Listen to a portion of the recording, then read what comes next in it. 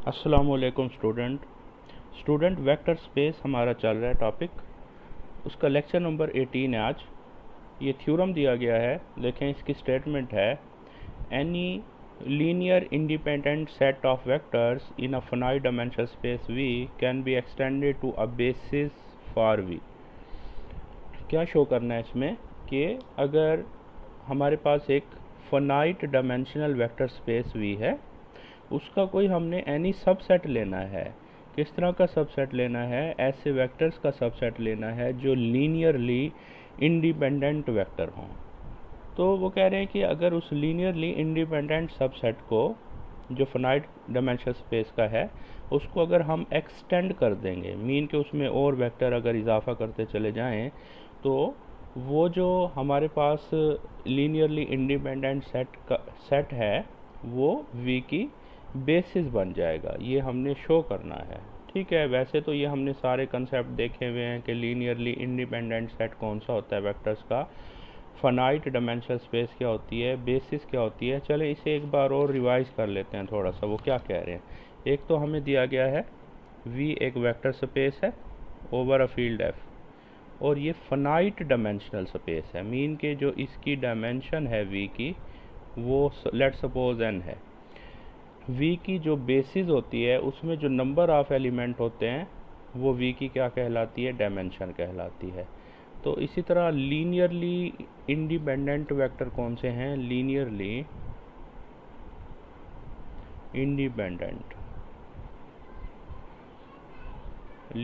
Independent set हमारे पास vector ये होते हैं, लेट करते हैं v1 v2 up to so on vn। Any vectors हैं, v के एलिमेंट हैं, there exist scalars. Let suppose ये स्केलर एग्जिस्ट करते हैं, इनका आप लीनियर कम्बिनेशंस बनाते हैं और उसे इज इक्वल टू ज़ीरो के इक्वल हम पुट कर देते हैं। तो अगर तो ये for all A I zero हों, ए आई मीन कि I is equal to 1 2 3 n तक जितने भी स्केलर्स हैं a1 a2 a3 अगर सारे के सारे ज़ीरो आ जाते हैं, तो ये जो वेक्टर्स हैं v1 v2 v3 up to so on vn ये लीनियरली इंडिपेंडेंट वेक्टर कहलाते हैं।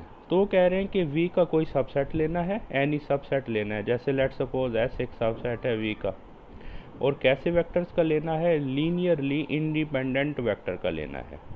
तो इस लीनियरली इंडिपेंडेंट वेक्टर का जो हम सबसेट लेंगे उसमें जो हम एक्सटेंशन करेंगे, मीन कि अगर और वेक्टर्स ऐड कर दें, लेट सपोज हम ले लेते हैं v1 v2 up to so on vr, ठीक है। यहाँ पे r जो है वो लेस देन n है, मीन के जो उसकी बेसिस है, बेसिस में n की बेसिस में जो नंबर ऑफ़ एलिमेंट हैं या v की जो डायमेंशन है उससे लेस लेने हैं। हमने एक सेट लेना है लीनियरली इंडिपेंडेंट वेक्टर का। तो शो हमने क्या करना है? शो ये करना है कि अगर हम इसमें और वेक्टर्स का इजाफा करते जाएं तो एक स्टेज ऐसी आएगी कि ये जो s है ये v का जो है ना बेसिस बन जाएगी। और बेसिस की क्या डेफिनेशन होती है? बेसिस जो होती है उसके जो वेक्टर्स होते हैं, नंबर 1 लीनियरली इंडिपेंडेंट होते हैं, दूसरा वो v को जनरेट कर रहे होते हैं, उनका जो लीनियर स्पैन है इज इक्वल टू v होता है। ये टू कंडीशंस अगर कोई भी नॉन एम्प्टी सबसेट v का सेटिस्फाई कर देता है तो वो v की बेसिस कहलाता है। तो ये हमने शो करना है थ्योरम के थ्रू। देखते हैं इसका प्रूफ, देखते हैं प्रूफ में। देखें, लेट करते हैं v भी N dimensional vector space, v एक एन डायमेंशनल वेक्टर स्पेस है। लेट करते हैं s जो है कोई नॉन एम्प्टी हमारे पास सब सेट है v का, b independent set of vector in v, यानी कि सारे के सारे जो वेक्टर है ये लीनियरली इंडिपेंडेंट वेक्टर हैं। एंड यहाँ पे जो यहाँ इनकी जो तादाद है r जो है लेस देन n है, ठीक है। सिंस हमें पता है डायमेंशन ऑफ v जो है वो किसके इक्वल है? n के इक्वल है। Therefore s can not span v। देखें जो स्पैनिंग सेट, तो जो v का जो स्पैनिंग सेट है वो किस तरह का है? उसमें नंबर ऑफ़ एलिमेंट n है, क्योंकि इसमें जो नंबर ऑफ़ एलिमेंट है वो n से कम है, तो ये s जो है स्पैन नहीं करेगा v को। यहाँ हमारे पास स्टेटमेंट भी है, बिकॉज रीज़न हमने बताई है every set of n independent vector in n dimensional vector space u is a basis for u, ठीक है। तो ये उन्होंने दी हुई है, असल में ये गिवन है कि यानी कि ऐसा सेट जिसके नंबर ऑफ एलिमेंट n है वो u की क्या है, बेसिस है।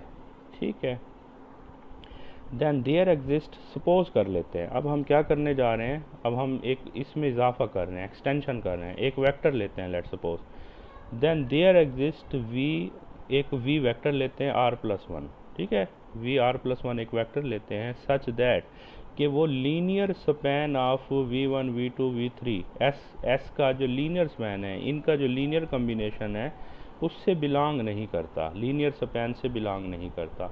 अगर तो ये लीनियर स्पैन से बिलोंग नहीं करता तो ये जो वेक्टर होगा, कोई भी वेक्टर जो लीनियर स्पैन से बिलोंग नहीं करता तो मस्ट है वो लीनियरली इंडिपेंडेंट होता है, और अगर वो बिलोंग कर जाता है तो वो डिपेंडेंट होता है। तो ये लीनियरली इंडिपेंडेंट वेक्टर है। तो इनका जो यूनियन होगा वो एक, क्योंकि एस भी एक लीनियरली इंडिपेंडेंट वेक्टर्स का सेट है, v जो है r+1 ये भी एक लीनियरली इंडिपेंडेंट वेक्टर है, इनका जो यूनियन होगा वो भी एक लीनियरली इंडिपेंडेंट वेक्टर होगा। ठीक हो गया। तो देखें, बिकॉज ये थ्योरम की स्टेटमेंट है हमारे पास, ये हमने ऑलरेडी प्रूव भी किया थ्योरम कि if u1 u2 up to so on un is independent in a vector space u and u का कोई एनी हम क्या लेते हैं, कोई भी अदर जो है ना वेक्टर लेते हैं, देन ये जो होगा ये लीनियरली इंडिपेंडेंट होगा इफ़ एंड ओनली इफ़। कब होगा, अगर b जो है उनके लीनियर स्पैन से बिलोंग नहीं करता। अगर तो लीनियर स्पैन से बिलोंग कर जाता है फिर तो ये डिपेंडेंट वेक्टर कहलाएगा, फिर ये जो होगा ये डिपेंडेंट होगा, और अगर नहीं करता तो फिर ये हमारे पास जो है इंडिपेंडेंट वेक्टर होगा। ठीक है, तो इस केस में आप नोट करें कि ये जो v r+1 है लीनियर स्पैन से बिलोंग नहीं कर रहा। अगर ये से बिलोंग नहीं कर रहा तो इनका जो यूनियन होगा ये इंडिपेंडेंट होगा। ठीक हो गया। तो this process can be repeated, हम इस प्रोसेस को रिपीट करते जाएंगे n-r time to get a larger set, कि हमें ये सेट हासिल हो जाएगा which contains N independent vector, this set is a basis for v। देखें इसका क्या मीनिंग है, n-1 n-r का क्या मीनिंग है, लेट सपोज हमारे पास n जो है ना वो 12 ले लेते हैं, और लेट सपोज r जो है वो हम चलें 7 ले लेते हैं, यानी कि s में जो नंबर ऑफ एलिमेंट हैं 1 2 वो 7 है टोटल ना। ठीक है, तो जो बेसिस है s की, जो v की बेसिस है उसमें 12 एलिमेंट है। अब अगर हम करते हैं, देखें ये 12 है, ये 7 है, तो 5। तो अगर हम एक जो वेक्टर का इजाफा कर देते हैं इंडिपेंडेंट का, फिर दूसरे का, फिर तीसरे का, हम ये 5 टाइम प्रोसेस करेंगे, तब हमें 5 वेक्टर जो है इसमें ऐड हो जाएंगे। देखें 5 वेक्टर ऐड होकर n तक हम पहुंच जाएंगे। ठीक है, और ये कैसा सेट है, ये इंडिपेंडेंट, लीनियरली इंडिपेंडेंट वेक्टर का सेट है, और हमें पता है कि जो v की जो डायमेंशन है वो n ही है। तो ये जो सेट होगा लीनियरली इंडिपेंडेंट वेक्टर का, ये बेसिस बन जाएगा v की। और यही हमने प्रूव करना था कि अगर हमारे पास एक सेट हो इंडिपेंडेंट वेक्टर का, तो अगर उसमें हम एक्सटेंशन कर देंगे, एक्सटेंशन करते जाएंगे, तो एक स्टेज ऐसी आएगी कि वो v की बेसिस बन जाएगा, और यही हमने इसमें प्रूव करना था। ठीक हो गया। एक और हमारे पास नेक्स्ट थ्योरम है छोटा सा, देखें थ्योरम दिया गया है, if W is a subspace of a finite dimensional vector space V, W जो है V की सब स्पेस है, then dimension of W less than equal होगा डायमेंशन ऑफ V। ये हमने शो करना है। Moreover if dimension of W is equal to dimension of V हो, देन W जो होगा वो V के इक्वल होगा, ये शो करना है। चलें प्रूफ देखते हैं। लेट करते हैं V भी एन डायमेंशनल वेक्टर स्पेस। हमारे पास जो v है वो n डायमेंशनल स्पेस है, मीन के जो v की बेसिस है उसमें नंबर ऑफ एलिमेंट की तादाद कितनी है, n। Then any set of n+1 और मोर वेक्टर्स इज़ डिपेंडेंट।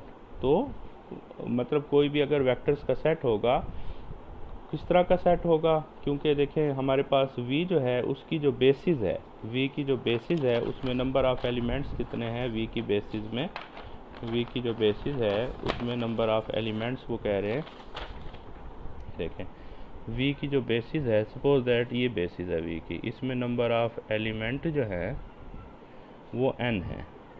तो अगर हम एक और सेट लेते हैं v1 v2 up to sworn vn+1, उसमें एक और एलिमेंट शामिल कर देते हैं, 2 एलिमेंट शामिल कर देते हैं, 3। तो वो कोई भी सेट होगा ये लीनियरली इंडिपेंडेंट है, बट और इससे ग्रेटर कोई भी अगर हम सेट लेंगे तो वो लीनियरली इंडिपेंडेंट नहीं होंगे, बल्कि वो लीनियरली डिपेंडेंट होंगे। ये आपने याद रखना है, ठीक है। तो अब हम यहाँ क्या कह रहे हैं कि more than is dependent since A basis of W consist of independent vector. ये तो हमें पता है क्योंकि W इसकी सब स्पेस है। अगर W इसकी सब स्पेस है तो जो इसकी बेसिस होगी उसमें भी जो वेक्टर्स होंगे वो लीनियरली इंडिपेंडेंट होंगे, ठीक है। Consist of independent vector, therefore the basis of W can not contains more than n vectors.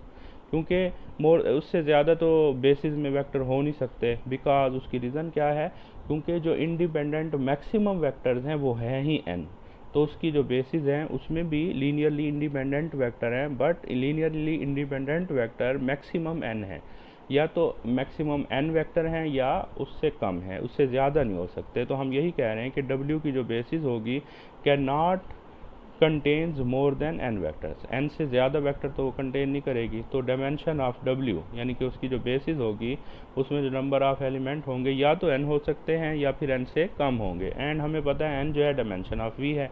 तो डायमेंशन ऑफ W जो है वो लेस देन इक्वल है डायमेंशन ऑफ V से, ठीक है। नंबर 1 एक तो ये प्रूव करना था हमने।